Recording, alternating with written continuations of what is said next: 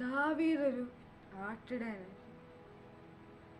പല വേദനയിൽ കൂടെ കടന്നുപോയൊരു മനുഷ്യനായിരുന്നു. പല വേദന അവൻ സഹിക്കുന്നതായിട്ട് വന്നു.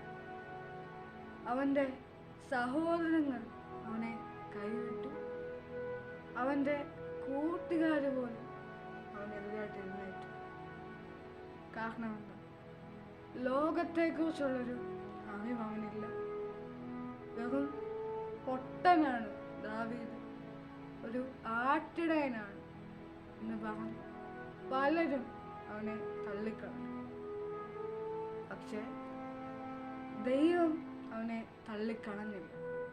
കാരണം മനുഷ്യർ പുറമേ നോക്കുമ്പോൾ ദൈവം അകമേ നോക്കും. മനുഷ്യൻ നിന്റെ പുറമേയുള്ള ബലം നോക്കുമ്പോൾ കർത്താവ് നിന്റെ മനസ്സിലുള്ള ബലമാണ് നോക്കുന്നത്. ഹല്ലേലൂയ. പല വേദന നമ്മുടെ ജീവിതത്തിൽ കടന്നു വരും. പല പ്രതിസന്ധികൾ നമ്മുടെ ജീവിതത്തിൽ കടന്നു വരും. ഒരിക്കലും അവിടെ തളർന്നു പോകാനല്ല അവിടെ കർത്താവ് പറയുന്നത്. പിടിച്ചു നിൽക്കുക. നിനക്ക് ശക്തി പകരുന്ന ഒരു പരിശുദ്ധാത്മാവ് നിന്നകത്തുണ്ടെങ്കിൽ നിനക്ക് തളർന്നു പോകേണ്ട കാര്യമില്ല. നിന്നെ തളർത്താൻ വേണ്ടി പിശാച് എഴുന്നേൽക്കും. ഒരുപാട് ടെംപ്റ്റേഷൻ നിനക്ക് വരും. ഒരുപാട് ശത്രുക്കൾ എഴുന്നേൽക്കും. അവിടെങ്ങും തളർന്നു പോകും. നിന്നെ വിളിച്ച ദൈവം വിശ്വസ്തനായ ദൈവം. ദാവീദ് അവന്റെ ദൈവത്തിൽ ആശ്രയിച്ചു. ജോസഫ് അവന്റെ ദൈവത്തിൽ ആശ്രയിച്ചു. അവര് തളർന്നു പോയി. ആദ്യം വേദനയായിരുന്നെങ്കിൽ അവസാനം ഒരു വലിയ ഉയർച്ചയിലേക്ക് അവരെ ആ ദൈവാശ്രയം കൊണ്ടെത്തിച്ചു. ഇതുപോലെ ഒരിക്കലും മനുഷ്യനെ ആശ്രയിച്ച് ജീവിക്കരുത്. നിന്റെ ആശ്രയം കർത്താവിലായിരിക്കും. നീ വിശ്വസിക്കുന്നത് മനുഷ്യനെയല്ല, ദൈവത്തിലായിരിക്കും, പരിശുദ്ധാത്മാവിലായിരിക്കും. ഹല്ലേലൂയ. ദാവീദിനെ രാജാവാക്കിയ ദൈവം നിന്നെ ഒരു വേദനയിൽ കൂടാണ് ഒരു മനുഷ്യൻ പല ലൈഫ് ലെസൺ പഠിക്കുന്നത്. ചുമ്മാ ആരും ഒരു പാഠം പഠിക്കത്തില്ല. എന്ന് വെച്ചാൽ ഒന്ന് കൈ പൊള്ളിയാൽ പലരും കിച്ചൺ കുക്കിങ്ങിന് കയറിയാൽ അവരുടെ കൈ പൊള്ളും. കൈ പൊള്ളാത്ത ആരും ഹല്ലേലൂയ കിച്ചണിൽ കയറിയ എല്ലാവരുടെയും കൈ പൊള്ളിയിട്ടുണ്ട്. ഹല്ലേലൂയ. ആ കൈ പൊള്ളുമ്പോൾ ആ കൈ പൊള്ളിയത് എന്തിനെയാണ് സൂചിപ്പിക്കുന്നതെന്ന് വെച്ചാൽ അവന് കൈ പൊള്ളുമ്പോൾ ഒരു വേദന ഉണ്ടാകും. കാരണം അടുത്ത പ്രാവശ്യം അവൻ കുക്ക് ചെയ്യുമ്പോൾ കുറച്ചുകൂടെ കെയർഫുള്ളായിട്ട് കുക്ക് ചെയ്യാൻ വേണ്ടിയിട്ടാണ്. ഈ പ്രാവശ്യം കൈ പൊള്ളിയ അടുത്ത പ്രാവശ്യം കൈ പൊള്ളാതെ കുറച്ചുകൂടെ കെയർഫുള്ളായിട്ട് കുക്ക് ചെയ്യാൻ വേണ്ടി. ഹല്ലേലൂയ. ഒരു സാധനം ചോപ്പ് ചെയ്യുമ്പോൾ കൈ ഒന്ന് ചെറുതായിട്ട് മുറിയും. കൈ ചെറുതായിട്ട് മുറിഞ്ഞെന്നും പറഞ്ഞ് ഹല്ലേലൂയ ഞാനിനിയും കുക്ക് ചെയ്യത്തില്ല, ഞാനിനിയും ഒരു പണിക്കും പോകത്തില്ലെന്ന് പറയുന്നുണ്ട്. അടുക്കളയിൽ നിന്ന് ഇറങ്ങിപ്പോയാൽ ഒന്നും കഴിക്കാനൊക്കത്തില്ല. ആ ദിവസം നീ പട്ടിണി കിടക്കേണ്ടി വരും. പക്ഷെ ആ കൈ മുറിഞ്ഞത് ഒരു പാഠമാണ്.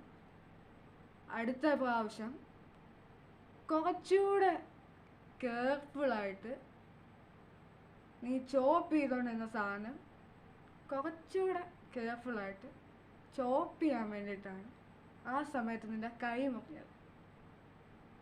ഹല്ലേലൂയ.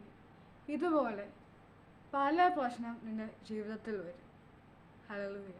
ഒരിക്കലും തളർന്നു പോകരുത്. എന്തിനാണ് നിന്റെ ജീവിതത്തിൽ ഇങ്ങനെ പ്രശ്നം വരുന്നത്? എന്താണ് നീ പ്രാർത്ഥിക്കുന്ന പല പ്രാർത്ഥനയും കർത്താവിൻ്റെ ചെവിയിലെത്താത്തത്? പലപ്പോഴും നമ്മുടെ മൈൻഡിൽ കയറി വരുന്നൊരു ക്വസ്റ്റ്യനാണ്. കാരണം നിന്റെ ലൈഫിൽ നീ എവിടെയോ ക്ലിയർ ചെയ്യണം. ഹല്ലേലൂയ. എവിടെയോ നീ ഒരു പാഠം പഠിക്കാനുണ്ട്. ഹല്ലേലൂയ. മനുഷ്യൻ്റെ ജീവിതത്തിൽ ഉറപ്പായും എന്നെങ്കിലും അവനൊരു വേദന അനുഭവിച്ച് കരയുന്ന ഒരു സാഹചര്യം വരും. ഹല്ലേലൂയ. അതെത്ര സുഖമായിട്ട് ജീവിക്കുന്ന ആളായാലും ഒരു ദിവസം എന്തെങ്കിലും ഹല്ലേലൂയ ഒരു വേദന അവരുടെ മൈൻഡിൽ വരും. ഹല്ലേലൂയ. അങ്ങനെ വരുന്ന വേദന അവനെ കൊണ്ട് താങ്ങാൻ കഴിയത്തില്ല. ആ വേദനയോർത്ത് രാത്രി മുഴുവൻ അവിടുന്ന് കരയും. എന്തിനാണ് കരയുന്നത്? ആ വേദന അവർക്കെന്ത് ചെയ്തിട്ടും മാറ്റാൻ കഴിയുന്നില്ല. അല്ലെങ്കിൽ മറ്റുള്ളവരോട് പറഞ്ഞിട്ടും അതവർ അക്സെപ്റ്റ് ചെയ്യുന്നില്ല. പലരും ആ വേദനയെ തള്ളിക്കളയുന്നു. അല്ലെങ്കിൽ പലരോടും ആ വേദന ഷെയർ ചെയ്യാൻ പേടിയാണ്. പക്ഷേ മനുഷ്യൻ നിന്റെ വാക്ക് കേട്ടില്ലെങ്കിൽ നിന്റെ വാക്ക് കേൾക്കാൻ ഒരാളുണ്ട്. ഹല്ലേലൂയ. നീ കർത്താവിനോട് നിന്റെ വിഷമം പറഞ്ഞാൽ അതിനൊരു സൊല്യൂഷൻ ഉണ്ടാകും. ഹല്ലേലൂയ. മനുഷ്യനോട് നീ നിന്റെ വേദന പറഞ്ഞാൽ എന്ത് സംഭവിക്കും? അവർ ആദ്യമൊക്കെ അക്സെപ്റ്റ് ചെയ്യുമെങ്കിലും അതവർ അക്സെപ്റ്റ് ചെയ്താലും അതിൻ്റെ അകത്തു നിന്നൊരു സൊല്യൂഷൻ ഉണ്ടാക്കാൻ മനുഷ്യന് കഴിയത്തില്ല. ഹല്ലേലൂയ. ദാവീദ് അവൻ്റെ വേദന ആരോടും പറഞ്ഞില്ല. അവന് പറയാനുള്ള ഒരാളെ ഉണ്ടായിരുന്നു. കർത്താവെ അവനുള്ളായിരുന്നു. കർത്താവിനോട് അവൻ്റെ വേദന എല്ലാം ഷെയർ ചെയ്തുകൊണ്ട് ഇതുപോലെ നിന്നെ ദൈവം ഉയർത്തും. ഹല്ലേലൂയ. നീ കരയുന്ന ഓരോ കരച്ചിലും ഒരു മുത്തിന് വിലയുള്ളത്. ഹല്ലേലൂയ. കരച്ചിലിനെ അറിയുന്ന ഒരു ദൈവം. ഹല്ലേലൂയ. നിന്നെ ആദരിക്കുന്ന ഒരു ദൈവം, നിനക്ക് വഴി കാണിച്ചു തരുന്ന ഒരു ദൈവം നിന്റെ കൂടെ ഉണ്ടെങ്കിൽ നീ ഒരിക്കലും തളർന്നു പോകരുത്.